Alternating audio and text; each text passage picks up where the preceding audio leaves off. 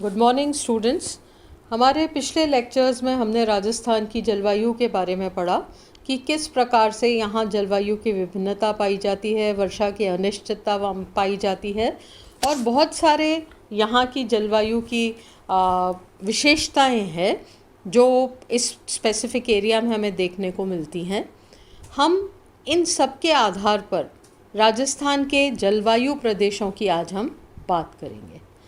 अगर हम साधारण भाषा में देखें तो जलवायु प्रदेश क्या है, हमने क्या किया है कि जलवायु की विशेषताएं जहाँ समान पाई जाती हैं उसको एक हमने जलवायु प्रदेश मान लिया है। या हम दूसरी भाषा में कहें, जहाँ जलवायु के सभी तत्वों के लक्षण उस क्षेत्र में सामान्यतः एक रहते हैं, समान रहते हैं, उसे हम जलवायु प्रदेश कहते हैं। अब अगर हम इसका व्यापक अध्ययन करें तो हम ये देखेंगे कि बहुत सारे भूगोलवेत्ताओं ने जलवायु के प्रदेशों को विभक्त किया है, परंतु सबने अपने हिसाब से इसका आधार जो है वो अलग अलग माना है। कैसे अलग अलग माना है कि जैसे अगर हम कोपेन की बात करें तो कोपेन ने अपने वर्गीकरण का जो आधार है वो वनस्पति को माना है। इसके विपरीत थॉर्नवेट ने जो जलवायु प्रदेश बांटे हैं उसमें उन्होंने वर्षा, तापमान और वाष्पीकरण, इन तीनों चीज़ों को की समानता को ध्यान में रखते हुए जलवायु प्रदेशों को विभक्त किया है। अब हम त्रिवार्ता की बात करें तो उन्होंने मेन रूप से जो देखा है वो वर्षा को अपना आधार माना है। जहाँ पर वर्षा की क्वांटिटी जो है वो समान रहती है उसको उन्होंने एक जलवायु प्रदेश के रूप में बांट लिया है। अगर हम राजस्थान के संदर्भ में बात करें तो हम यहाँ की जलवायु के प्रदेशों को आज विभक्त करेंगे और हमने कोपेन के जो जलवायु वर्गीकरण का आधार है उसका अध्ययन आज हम करेंगे। तो इसमें जो भी हम सांकेतिक शब्दों का प्रयोग करेंगे वो हम कोपेन के अनुसार दिए गए शब्दों का ही प्रयोग करेंगे। तो अगर हम कोपेन के चीज़ों को आधार माने, जिसमें उन्होंने अपने वर्गीकरण का आधार में तीनों चीज़ें ली है, उसमें उन्होंने वनस्पति को भी लिया है और वनस्पति के आधार पर इसको उन्होंने बांटा है। तो कोपेन के अनुसार अगर हम जलवायु के विभागों को, प्रदेशों को विभक्त करें तो राजस्थान को हम निम्नलिखित विभागों में बांट सकते हैं। पहला जो हम भाग लेंगे वो है उष्णकटिबंधीय आर्द्र प्रदेश, जिसको उन्होंने नाम दिया है AW। तो अगर हम राजस्थान के संदर्भ में बात करें तो ये वो क्षेत्र है जहाँ पर तापमान तो अधिक होता ही है और आर्द्रता की मात्रा जो है वो अधिक पाई जाती है। क्यों? क्योंकि यहाँ पर वर्षा की मात्रा अधिक है। तो अगर हम राजस्थान में देखें तो दक्षिणी भाग में हम डूंगरपुर और बांसवाड़ा, वहाँ पर हम ये प्रदेश को मान सकते हैं, जहाँ पर औसत तापमान जो है वो 30 से 34 डिग्री 35 डिग्री के लगभग रहता है और सर्दियों में ये तापमान 12 से 15 डिग्री के करीब रहता है और वार्षिक वर्षा का जो औसत है वो यहाँ पर सर्वाधिक 800 मिलीमीटर से भी अधिक रहता है। हम इस रीजन की बात कर रहे हैं। अगर हम एक प्रदेश, एक छोटे क्षेत्र की बात करें तो वैसे तो माउंट आबू में वर्षा का औसत 1500 मिलीमीटर तक चला जाता है, परंतु ये जो क्षेत्र है यहाँ पर थोड़े बड़े एरिया में इस प्रकार से इतनी वर्षा और तापमान पाया जाता है। और इसी का परिणाम क्या है कि यहाँ पर वनस्पति की सघनता जो है वो सघनता बहुत अधिक पाई जाती है।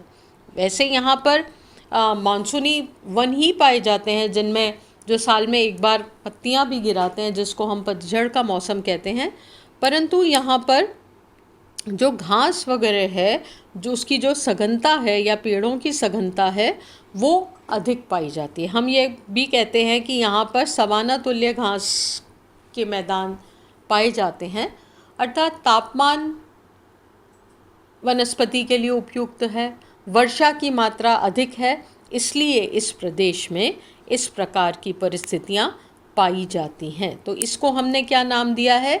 उष्णकटिबंधीय आर्द्र प्रदेश, आर्द्र जलवायु प्रदेश। और कौन से रीजन में पाए जाते हैं? राजस्थान का जो दक्षिणी भाग है, जिसमें मेन रूप से डूंगरपुर जिला और बांसवाड़ा जिला, वहाँ पर इस प्रकार की स्थिति पाई जाती है। बांसवाड़ा ज़िले में नदी के जल की उपलब्धता भी बहुत है, वातावरण में नमी की मात्रा उसकी वजह से भी अधिक रहती है।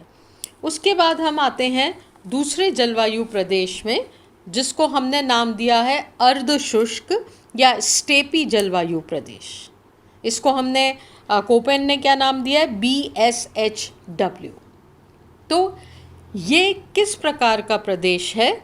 जहाँ पर ये मानते हैं हम कि इसमें इस प्रकार की जो प्रदेश है वहाँ वर्षा का औसत 200 से 400 मिलीमीटर के मध्य रहता है, और औसत तापमान जो ग्रीष्म ऋतु का है वो 30 से 35 डिग्री रहता है, जबकि शीतकाल में ये तापमान 5 से 10 डिग्री का औसत रहता है। इस क्षेत्र में कंपैरेटिवली वर्षा की मात्रा कम रहती है। अगर हम ऊपर से कंपेयर करें तो जहाँ पे वहाँ डूंगरपुर बांसवाड़ा रीजन में हमने वहाँ वर्षा का औसत जो है वो 800 मिलीमीटर करीब देखा था, इस क्षेत्र में 200 से 400 के करीब पाया जाता है। जिस क्षेत्र में हम जालौर, जोधपुर, नागौर, चूरू, झुंझुनू आदि क्षेत्रों को हम इसमें मानते हैं, और यहाँ पर अधिकतर कांटेदार झाड़ियाँ और शुष्क परिस्थितियों को जो सहन कर लेते हैं वो यहाँ पर पाए जाते हैं। और इसकी तुलना कोपेन ने अपने वर्गीकरण में स्टेपी घास के मैदानों से की है। यहाँ पर क्या होता है कि बहुत ज़्यादा बड़े वृक्ष या उस तरह से वनस्पति की सघनता नहीं पाई जाती है। ये सब पाए जाते हैं, परंतु इनकी मात्रा मतलब इनकी सघनता जो होती है वो कम होती है। और ग्रीष्म में जब तापमान बढ़ता है तो ये सूख से जाते हैं, इनका कलर जो है वो हरे से भूरा करीब हो जाता है। या उस प्रकार के वृक्ष पाए जाते हैं जिनकी जड़ें बहुत गहरी होती है और जिसकी वातावरण को सहने की शक्ति जिसमें ज़्यादा होती है। तो इस प्रकार से ये अर्ध शुष्क क्षेत्र हमने दूसरा राजस्थान में माना है। अब हम तीसरे क्षेत्र की बात आते हैं, जिसमें उनका नाम दिया गया है उष्णकटिबंधीय शुष्क जलवायु, BWHW। इस प्रदेश में की क्या विशेषताएं होती है कि यहाँ पर गर्मी में तापमान औसतन 35 से 40 डिग्री करीब रहता है, और सर्दी में यह तापमान 12 से 18 डिग्री के करीब रहता है। वर्षा का औसत यहाँ पर जो इसकी हम ये मानते हैं पश्चिमी सीमा है, ये राजस्थान का जो इंटरनेशनल बाउंड्री वाला एरिया आ जाता है, तो जो पाकिस्तान से लगती हुई सीमा है वहाँ तो वर्षा का औसत लगभग 100 मिलीमीटर के करीब रहता है। परंतु पूर्व की जो सीमा है, देखिए ये बहुत बड़ा डिफरेंस है यहाँ पर कि पूर्व की सीमा की तरफ ये जो वर्षा का औसत है वो लगभग 200 मिलीमीटर के माना जाता है। तो आप ये देखिए कि इस रीजन में वर्षा में काफ़ी वेरिएशन है, जहाँ पर पश्चिम की तरफ ये 100 मिलीमीटर के लगभग औसत पाई जाती है, उसके विपरीत पूर्व की तरफ इसका जो औसत है वो 200 मिलीमीटर के लगभग रहता है। यहाँ पे ये जो इस प्रकार का जो जलवायु का जो प्रदेश है उसमें जोधपुर के उत्तर पश्चिम का क्षेत्र आता है, बीकानेर के पश्चिम का क्षेत्र आता है, गंगानगर का कुछ क्षेत्र आता है, जैसलमेर का क्षेत्र आता है। यहाँ पर एक बहुत बड़े हिस्से में एक महान मरुस्थल, जो भारत का एक सबसे बड़ा महान मरुस्थल है, भारत का क्या, भारत में एक ही इतना बड़ा मरुस्थल है, वो यहाँ पर पाया जाता है। यहाँ की जलवायु में शुष्कता की मात्रा अधिक होती है, क्योंकि तापमान अधिक होने से वाष्पीकरण की जो दर है वो ज़्यादा होती है। इसीलिए यहाँ पर बहुत बड़ा क्षेत्र वनस्पति विहीन भी है। और ये मान सकते हैं हम कि वर्षा के समय में जब थोड़ा बहुत बारिश होती है उस समय कुछ सीमित मात्रा में हमें हरियाली फिर भी दिखाई देती है, परंतु शीघ्र ही ये जो शॉर्ट टर्म के लिए जो वनस्पति होती है ये सूख जाती है और यहाँ पर वापस शुष्कता की स्थिति देखने को मिलती है। कांटेदार वनस्पति पाई जाती है और यहाँ पर जो भी वृक्ष पाए जाते हैं उनकी जड़ें लंबी होती हैं। तो ये राजस्थान का ये यहाँ पर हमने माना कि तीसरे प्रकार का जलवायु प्रदेश है।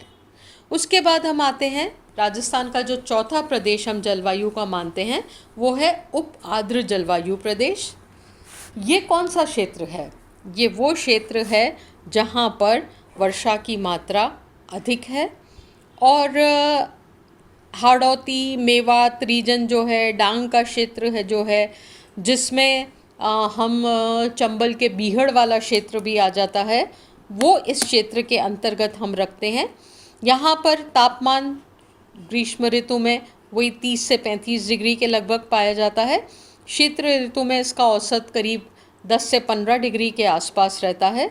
वर्षा की मात्रा इस क्षेत्र में लगभग 300 या से 400 मिलीमीटर के लगभग पाई जाती है और यहाँ पर बबूल, नीम, शीशम के पेड़ बहुतायत से पाए जाते हैं। और ये जो प्रदेश है, ये प्रदेश में कंपैरेटिवली जो पेड़ों की स्थिति है, वनस्पति की स्थिति है, वो बेटर स्थिति पाई जाती है। कुछ पहाड़ी क्षेत्र और पठारी क्षेत्र होता है जहाँ पर वनस्पति विहीन प्रदेश पाया जाता है। अदरवाइज़ ये 4 प्रदेश हैं जो हमने कोपेन के वर्गीकरण के आधार पर हमने माने हैं। अब अगले जो हमारा लेक्चर होगा उसमें हम थॉर्नवेट का जो जलवायु का सिस्टम है या जलवायु प्रदेशों का जो विभाजन उनके आधार पर है उसके ऊपर हम डिस्कस करेंगे।